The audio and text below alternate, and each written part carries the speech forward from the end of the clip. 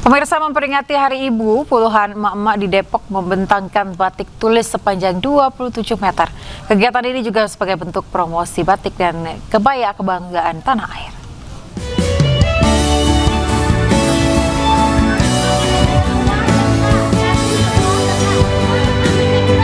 Meski di usia yang tak muda lagi, puluhan emak-emak dari komunitas kebaya Depok ini berjalan sambil membentangkan batik tulis bergambar Presiden Indonesia. Mulai dari Presiden pertama Soekarno hingga Presiden Prabowo Subianto. Kegiatan bertajuk Bentang Batik Spektakuler ini digelar untuk memperingati Hari Ibu yang jatuh pada 22 Desember 2025. Selain itu, untuk mempromosikan budaya kebaya dan batik Indonesia. Cinta Kebaya Depok, kita mengusung bentang batik spektakuler hasil karya anak bangsa dari Mas Bayu, yaitu Sembung Batik dari Kulon Progo. Bentang batik spektakuler ini dirancang oleh anak bangsa dan dikerjakan secara kolaboratif oleh 18 pembatik lokal dari Kulon Progo dengan panjang 27 meter dengan kain batik tulis kualitas tinggi. Dari Depok, Jawa Barat, Yung Rizky, iNews melaporkan. Ya, di Hari Ibu, pemirsa, Menteri Keuangan Perbaya Yudi Sadewa bersama istri Ida Yulidina mengucapkan selamat Hari Ibu. Tak lupa Menkyu Perbaya selipkan pesan agar para ibu tak khawatir lantaran ekonomi Indonesia akan membaik. Ibu-ibu di seluruh Indonesia, selamat Hari Ibu. Semoga ibu-ibu di seluruh Indonesia kuat, sabar dalam menjalankan tugas sehari-hari dan memberi kontribusi yang maksimum bagi Indonesia. Ibu-ibu nggak usah takut, ke depan ekonomi akan membaik terus. Semangat! Kita ke informasi lain, pemirsa. Ratusan penumpang panik saat kapal motor embun pagi yang berlayar dari pelabuhan Laurentus Maumere menuju pelabuhan Pulau Paulue, Nusa Tenggara Timur mengalami mati mesin. Para penumpang kapal selamat setelah dievakuasi kapal motor lainnya.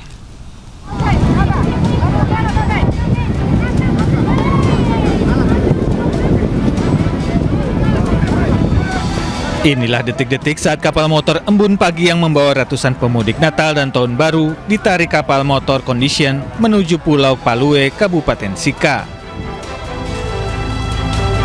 Para penumpang selamat meski sempat panik saat KM Embun Pagi mati mesin setelah berlayar 15 menit dari pelabuhan Laurentinus Maumere. Arus mudik Natal dan Tahun Baru ini mulai membludak di pelabuhan Laurentinus Maumere. Para pemudik pengguna transportasi laut diimbau waspada mengingat BMKG memprediksi cuaca ekstrim memicu hujan angin dan gelombang tinggi hingga akhir pekan ini. Dari Sika NTT, Joni Nura, iNews melaporkan. Pemirsa, penumpang membludak di pelabuhan Laurentius Maumere, Nusa Tenggara Timur. Kebanyakan penumpang berasal dari Kupang untuk merayakan Natal dan Tahun Baru bersama keluarga.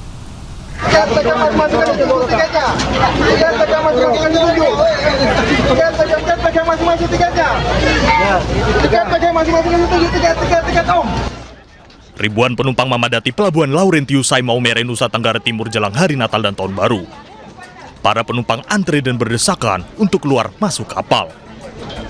Sebagian besar penumpang berasal dari pelabuhan Kupang yang hendak merayakan hari Natal bersama keluarga di Maumere. Dengan diskon 20%, penumpang lebih memilih moda kapal laut untuk pulang ke kampung halaman. Sementara itu, libur Natal dan Tahun Baru wisatawan dari berbagai daerah memadati kawasan objek wisata Malioboro, Kota Yogyakarta. Para wisatawan menyerbu toko pakaian serta oleh-oleh jajanan. Saya sama keluarga, sama cucu, sama ini ya liburan ke sini gitu, nyoba ini. Sudah sejak hari apa Ibu di Jogja? Sudah 3 hari. Selain berbelanja oleh-oleh, di Malioboro wisatawan juga dapat menikmati alunan musik musisi jalanan dan berfoto mengenakan pakaian adat. Tim Liputan iNews melaporkan. Jelang libur Natal dan Tahun Baru, pemirsa, belasan awak bus angkutan Nataru diperiksa kesehatan dan menjalani tes urin. Dari hasil pemeriksaan, petugas mendapati seorang kernet bus usai mengonsumsi alkohol.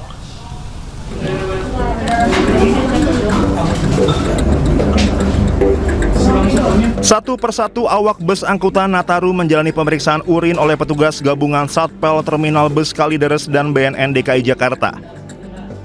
Tak hanya dites urin, sebanyak 15 orang awak bus ini juga diwajibkan melakukan pemeriksaan kesehatan seperti tensi darah, kolesterol, serta gula darah. Dari hasil pemeriksaan tes urin dan kesehatan, seorang kernet bus kedapatan usai mengonsumsi alkohol. Akibatnya petugas melarang kernet bus ikut serta membawa pemudik Nataru. Pemeriksaan kesehatan dan tes urin ini merupakan syarat utama bagi awak bus sebelum melakukan perjalanan demi keselamatan pemudik yang akan berlibur panjang di kampung halaman. Ya, untuk kegiatan hari ini di sini adalah area untuk pengecekan kesehatan di Terminal Bus Kalideres yang ditujukan untuk mengecek kesehatan para driver. Tujuannya untuk apa? Ya, tujuannya untuk memastikan kesegaran tubuh mereka dalam membawa kendaraan supaya berkeselamatan di jalan, baik untuk penumpangnya ataupun pengendara lain. Hasil pemeriksaan hari ini adalah mulai dari tinggi badan, lingkar pinggang, berat badan, tensi darah, sampai dengan tes urin.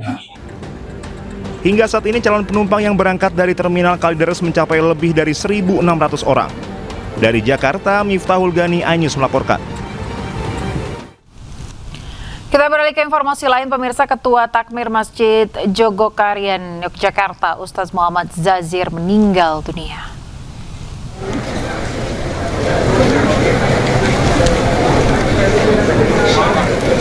Warga mulai memadati Masjid Jogokarian. Mereka datang dari berbagai penjuru di Yogyakarta.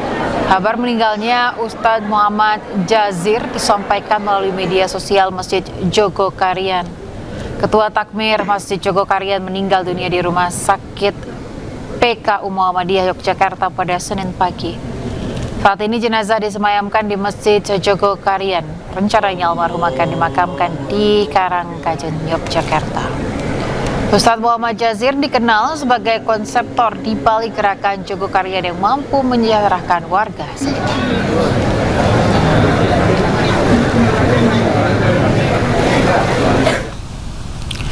Pemirsa, salah satu pernyataan Ustadz Muhammad Jazir yang paling dikenal adalah fungsi masjid yang seharusnya bisa menyejahterakan warga di sekitarnya. Dan berikut pernyataan lengkapnya. Masjid itu hanya untuk bangunan masjid, maka masjid tidak bisa menyelesaikan masalah kesejahteraan rakyat. Sekarang ini banyak kepala sekolah datang langsung ke masjid. Pak, ini ada warga Jogokarian yang sudah 6 bulan menunggak tidak bayar SPP, nagihnya ke masjid. Akan dibayar oleh masjid.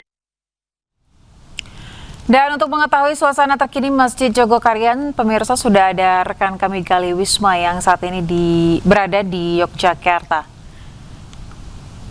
Ya, selamat siang Gali, seperti apa situasi dan juga suasana di sana?